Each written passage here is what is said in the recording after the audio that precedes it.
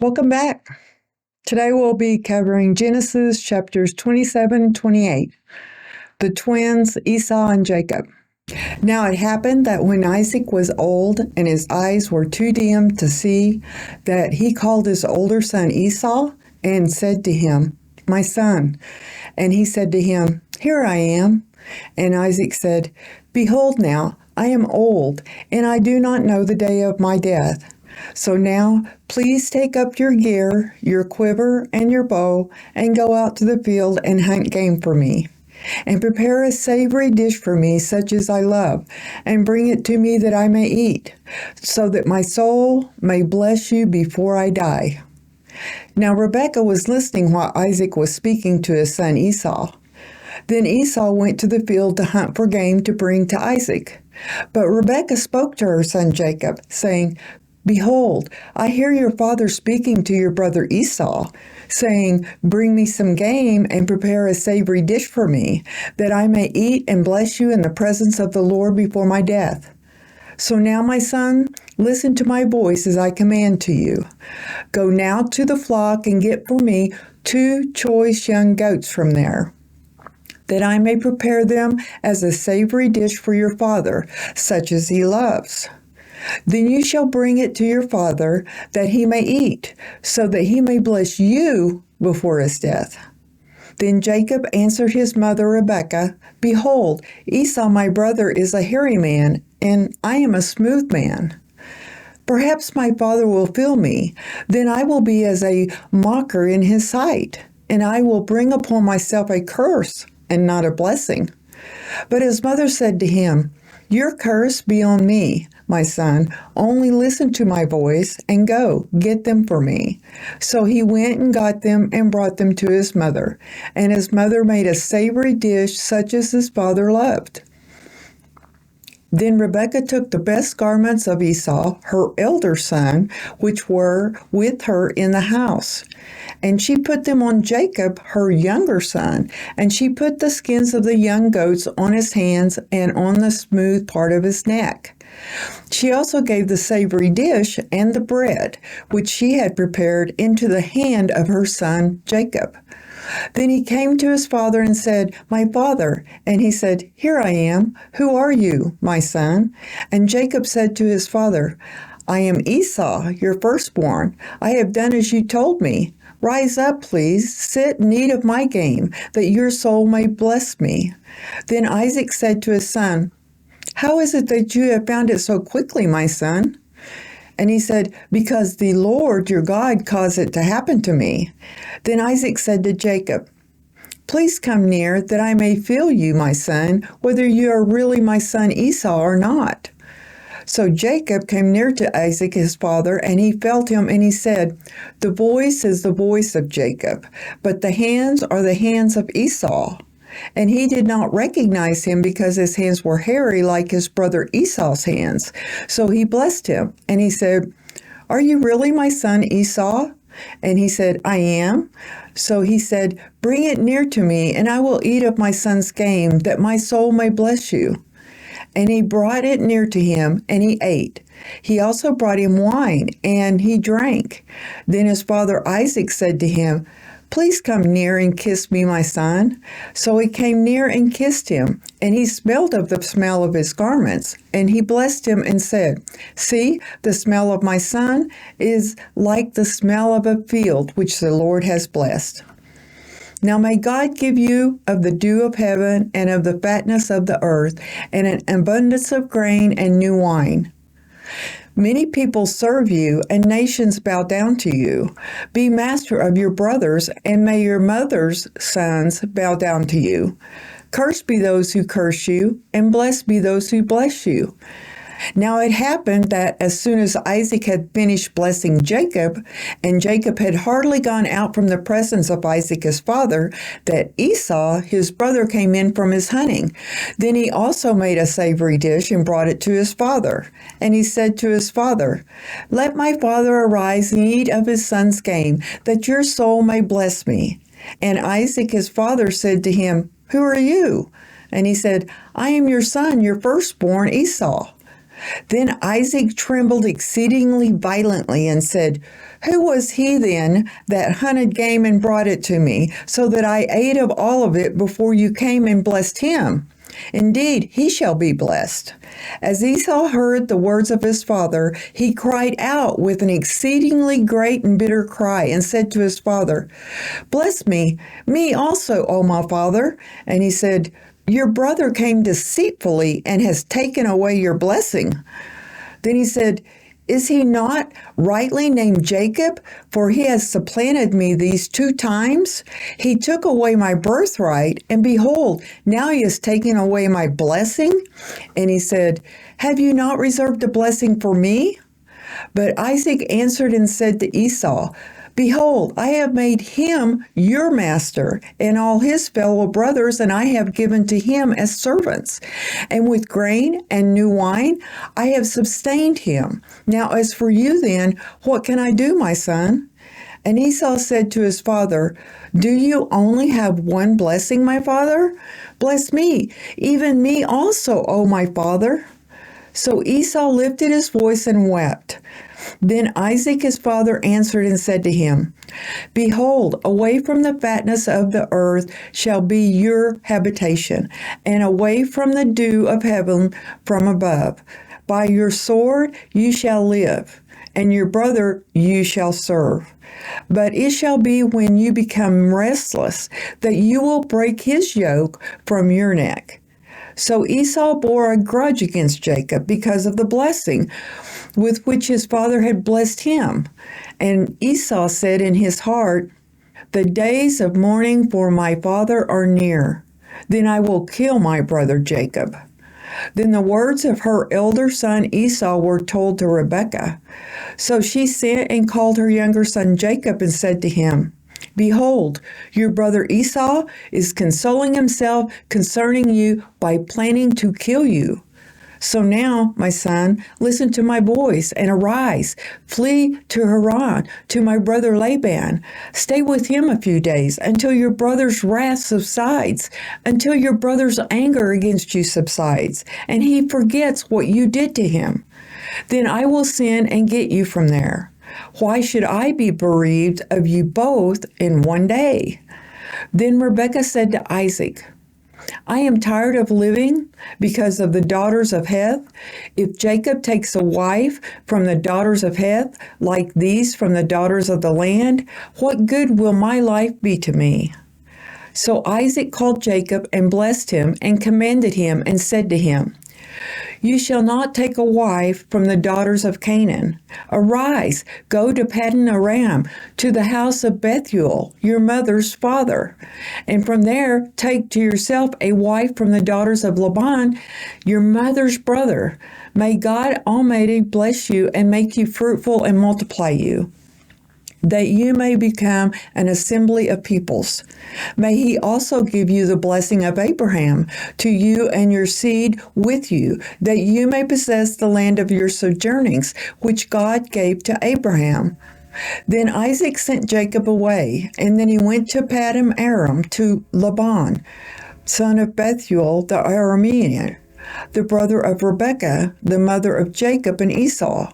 And Esau saw that Isaac had blessed Jacob and sent him away to Paddan Aram to take for himself a wife from there. And that when he blessed him, he commanded him, saying, "You shall not take a wife from the daughters of Canaan." And that Jacob had listened to his father and his mother and had gone to Paddan Aram. So Esau saw that the daughters of Canaan were displeasing in the sight of his father Isaac.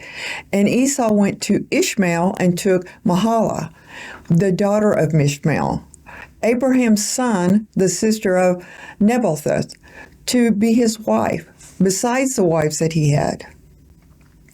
Then Jacob departed from Beersheba and went toward Haran. And he reached a certain place and spent the night there because the sun had set. And he took one of the stones of the place and put it under his head and lay down in that place. Then he had a dream, and behold, a ladder stood on the earth with its top touching heaven. And behold, the angels of God were ascending and descending on it. And behold, the Lord stood above it and said, I am the Lord, the God of your father Abraham, and the God of Isaac, the land on which you lie. I will give it to you and to your seed, and your seed will also be like the dust of the earth, and you will spread out to the west and to the east, and to the north and to the south. And in you and in your seed all the families of the earth shall be blessed. Behold, I am with you and will keep you wherever you go, and I will bring you back to this land, for I will not forsake you until I have done what I have promised you. Then Jacob awoke from his sleep and said, Surely the Lord is in this place, and I did not know it. And he was afraid and said, How fearsome is this place? This is none other than the house of God, and this is the gate of heaven. So Jacob rose early in the morning and took the stone that he had put under his head and set it up as a pillar and poured oil on top of it. And he called the name of that place Bethel. However, previously the name of the city had been Luz. Then Jacob made a vow, saying, If God will be with me and will keep me on this journey on which I am going, and will give me food to eat and garments to wear, and I return to my father's house in peace, then the Lord will be my God. Now this stone, which I have set up as a pillar, will be God's house, and of all that you give me, I will surely give a tenth to you. Chapter 27. The story of Jacob deceiving his father Isaac to steal Esau's blessing brings up deep questions about honesty, integrity, and the consequences of deception. Consider how moral ambiguity plays out in life. Is there ever a justifiable reason for lying or deceiving others? Can the ends justify the means? Many philosophers like Kant would argue that honesty is crucial, but other thinkers like Machiavelli might suggest that sometimes deception is necessary to achieve a greater good. The sibling rivalry between Jacob and Esau and the parental favoritism shown by Isaac and Rebekah add complexity to the situation. How do our relationships with others shape our actions and decisions? How do power imbalances within families and other groups affect decision-making and justice? This can link to ideas on power dynamics and how individuals often act out of self-interest, sometimes to the detriment of familiar ties. Jacob's obtaining of the blessing, though it was deceptive, was also part of the divine plan, as prophecies to Rebekah before the twins were born. This introduces a conversation about fate and free will. Can we control our destiny, or are we merely following a predetermined path?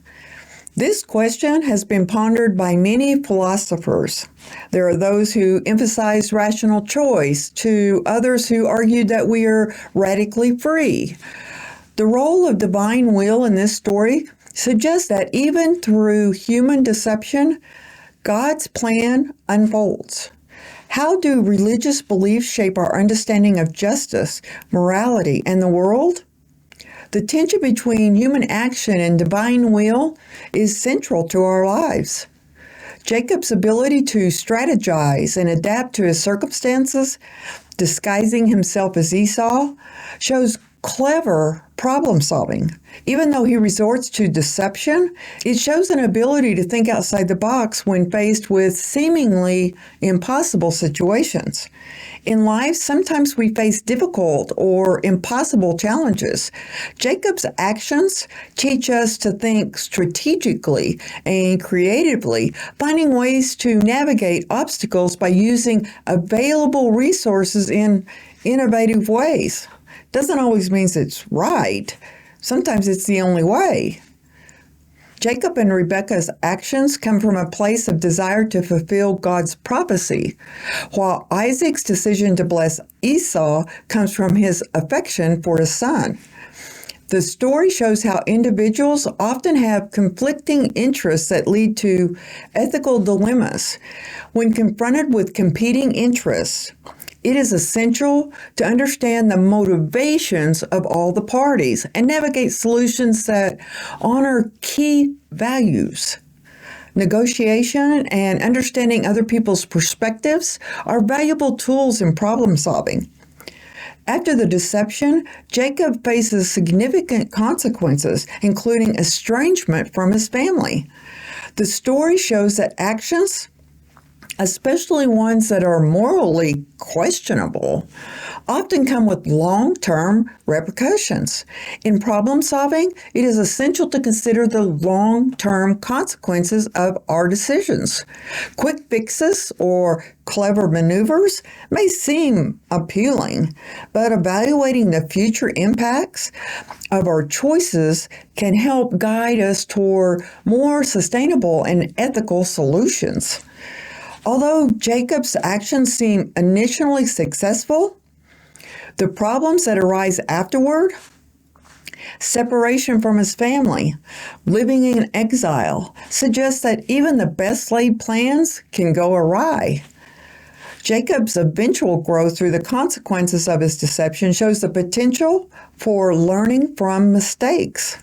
Problem solving isn't just about finding the right answers immediately, but also learning from our failures.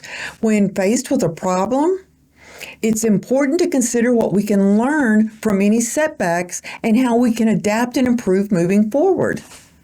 Genesis 27 invites us to reflect on deep questions about morality, family, and fate.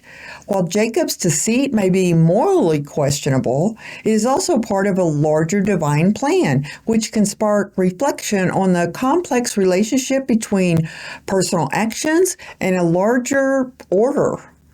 Philosophically, it challenges us to think about the nature of justice, the impact of our choices, and the way we navigate ethical dilemmas. In terms of problem solving, it teaches adaptability, the importance of thinking strategically, and dealing with both immediate and long-term consequences. But it also cautions against the potential pitfalls of dishonest or manipulative solutions, reminding us that wisdom often requires balancing cleverness with integrity.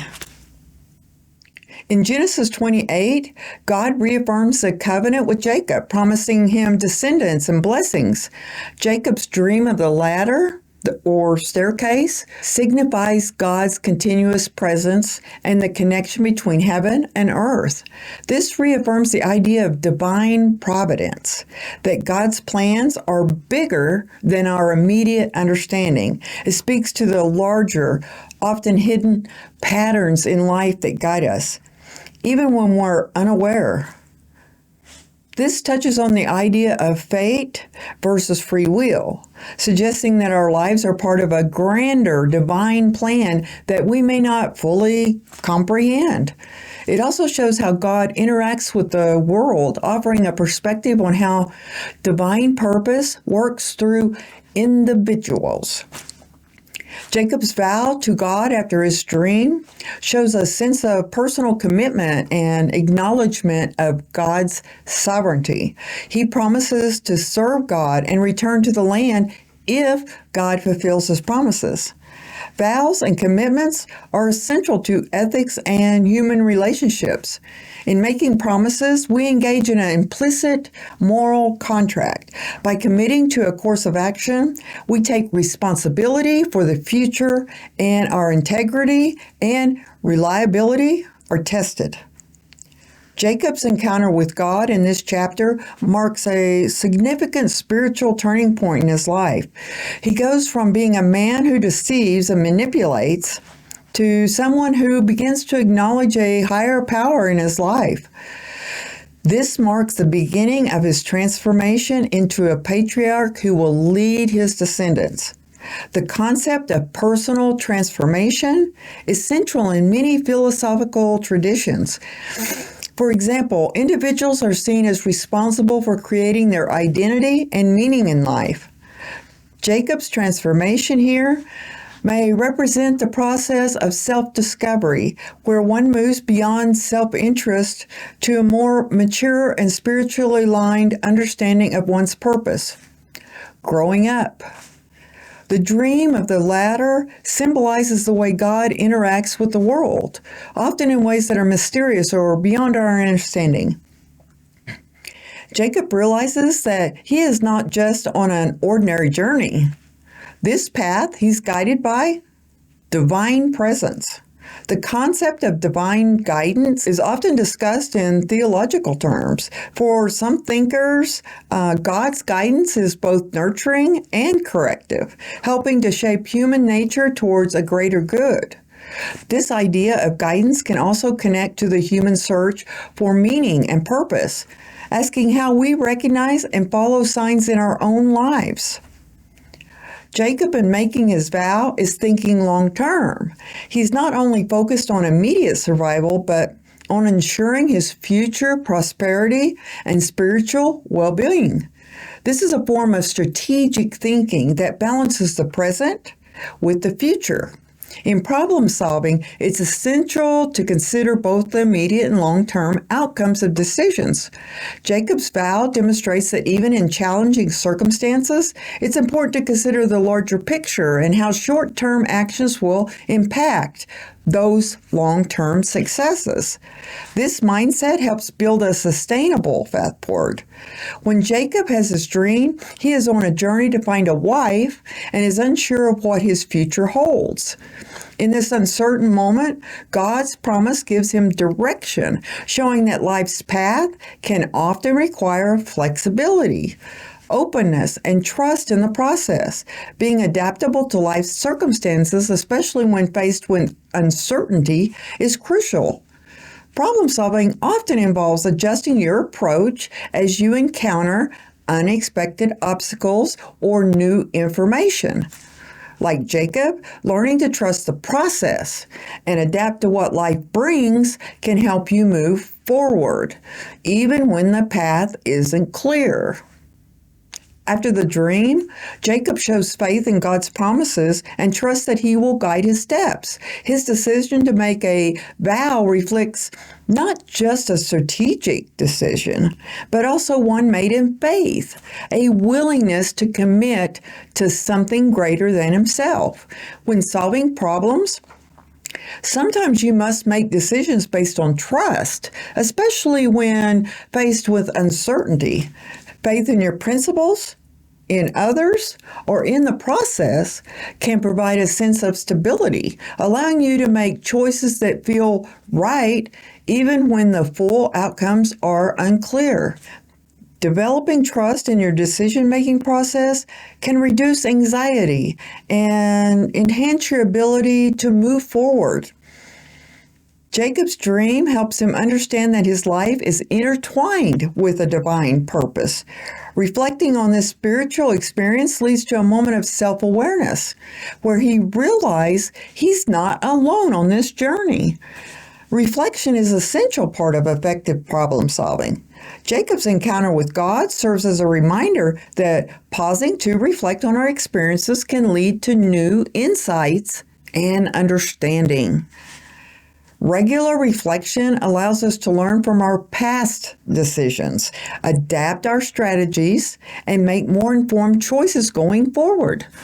Jacob's vow reflects an important lesson in integrity. By making a commitment to God, Jacob demonstrates an important problem-solving skill: how to build trust and responsibility through promises and actions.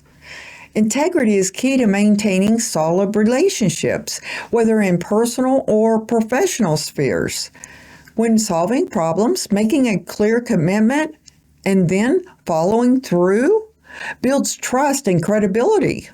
Whether in work or relationships, this skill of integrity and reliability can help resolve conflicts and bring stability to a situation. Genesis 28 offers an important lesson about faith, promises, personal growth, and the guidance of a higher power. Jacob's experience in the chapter speaks to the deeper dimensions of our own lives, how our spiritual commitments, adaptability, and long-term planning can shape our destiny. Philosophically, the chapter invites you to reflect on how divine or transcendent forces might influence your decisions and whether you, like Jacob, are open to transformation and growth. In terms of problem solving, it offers practical lessons about strategic planning, adaptability, decision making based on faith or values, and the importance of integrity. The combination of reflection, long-term vision, and trust in the process can help us navigate life's challenges with wisdom and resilience. Now for battle time with Granny. What's the price of knowledge? When you learn something new, does it change your perspective on someone or something? Do you ever wish you hadn't learned something? I have. It really disappoints me when I learn something about one of my favorite actors. Before, it was easy to see them as the person they were portraying in a movie or TV show. Then you learn something about them, be it their politics or that they're not a very nice person. It totally ruins every movie or show after that.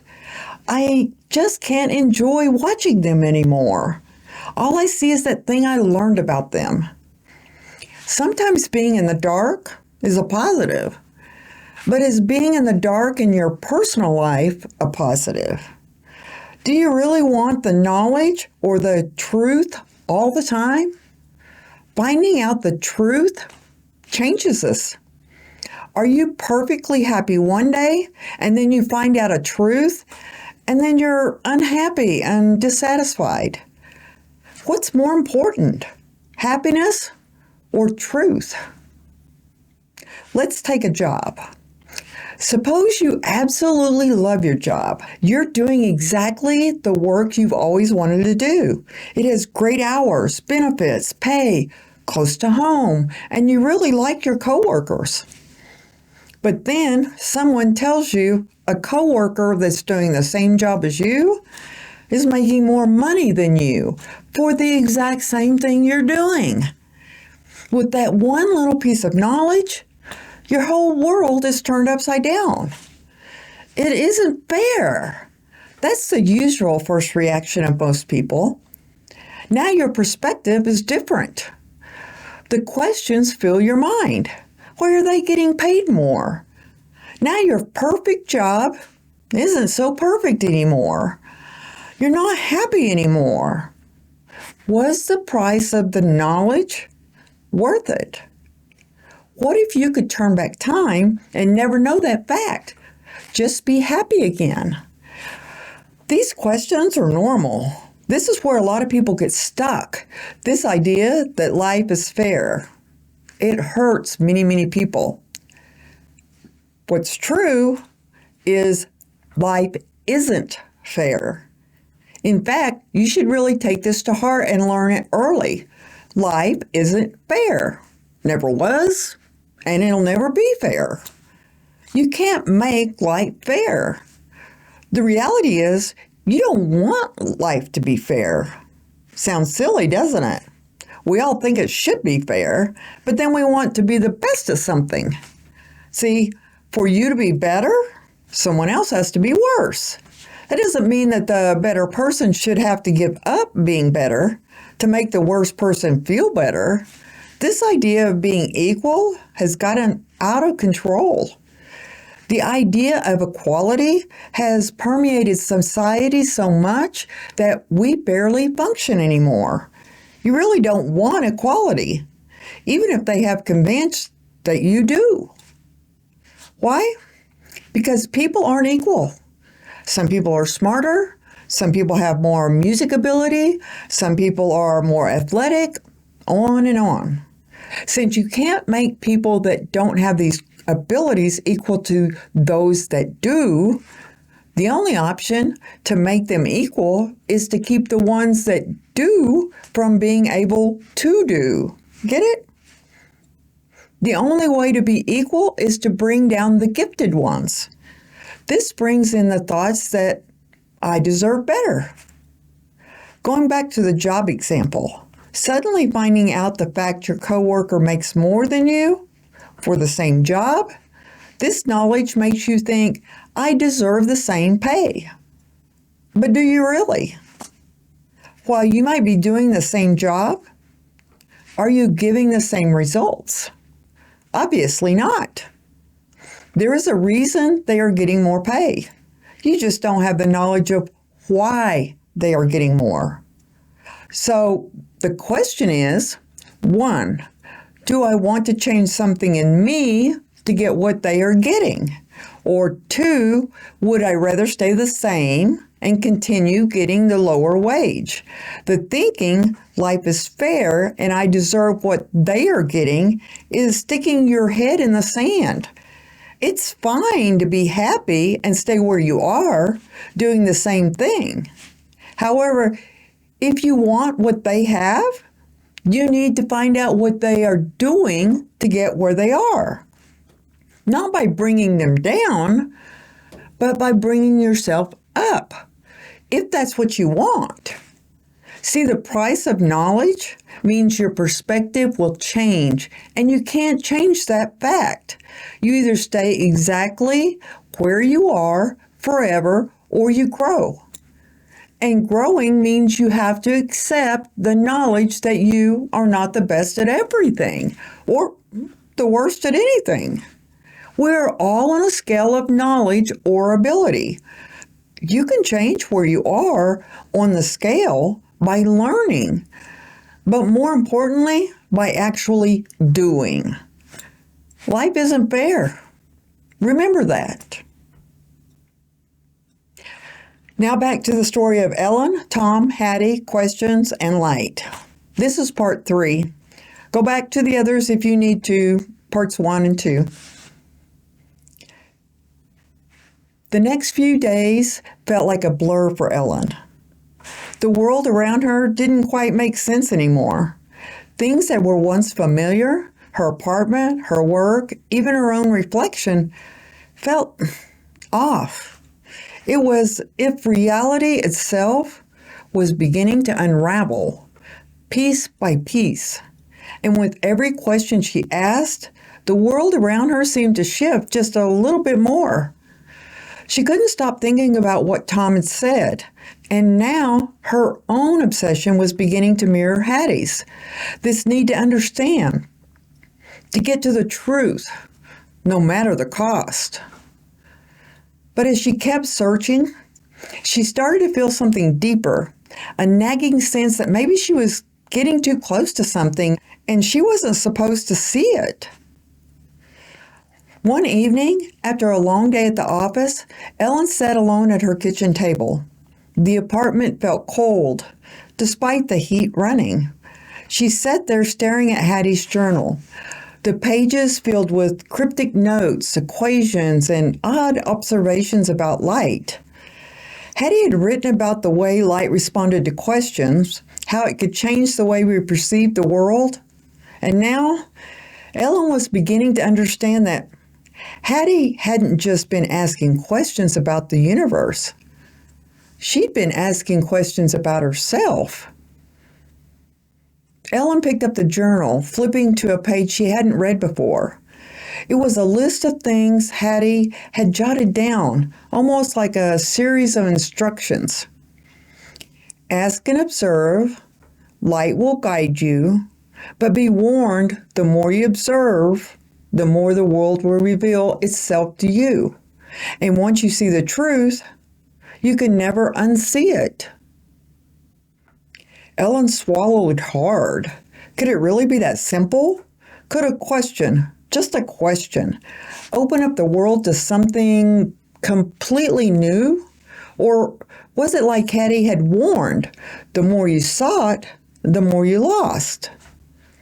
Her fingers brushed over the pages and she paused, looking at a note Hattie had written at the bottom. The truth is a mirror. It shows you who you really are. Ellen put the journal down slowly.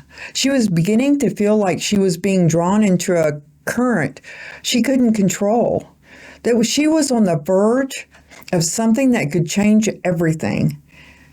And just like Hattie, she wasn't sure if she was ready for it. The next day, Ellen tried to go about her routine as though everything was normal. But nothing felt normal anymore. The streets outside her window looked different, somehow distorted, like she was seeing them through foggy lenses. At work, she sat across from Rachel, one of her patients, who had been dealing with her own issues of purpose and meaning. But today, Ellen couldn't focus. She felt like her mind was miles away, consumed with questions she didn't even know how to ask. Rachel was speaking, but Ellen wasn't really listening to her. Rachel was saying, "I don't know, Ellen. It's like everything is falling apart, but I don't even know why. I feel like I'm losing myself, like I'm fading into the background of my own life."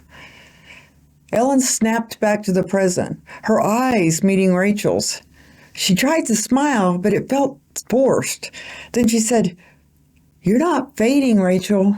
You're just going through a tough time. You'll find your way." Rachel's eyes searched Ellen's face, like she was seeing through her words. There was a knowing look in her eyes, a look that said she understood, even if Ellen didn't. Rachel responded, "I don't know. It just feels like everyone is lost in their own world, trying to figure it out. I don't know what I'm supposed to do anymore."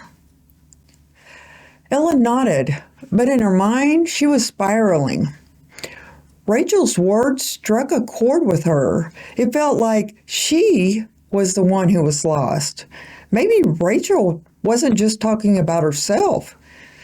Maybe Ellen had already lost herself in this search for answers. Maybe she had become so consumed with finding the truth that she was forgetting to live. Ellen felt her phone buzz in her pocket. She reached for it, her fingers trembling slightly as she read the text. It was from Tom. The text read, "Ellen, I need to show you something. Meet me tonight. It's urgent." The urgency in Tom's message made her stomach tighten. What could he be found out now? Was it more of Hattie's research, or was it something new, something more dangerous? She quickly texted him back, "What is it?" No reply, just like before. That night, Ellen met Tom at a small diner, one of their usual spots. Tom was already sitting in a booth, his hands clasped together as he stared down at the table. When Ellen slid into the seat across from him, she could see the tension in his face. He was nervous, more than usual. "Tom, what's going on? You said you found something." Tom didn't look up immediately. He seemed almost afraid.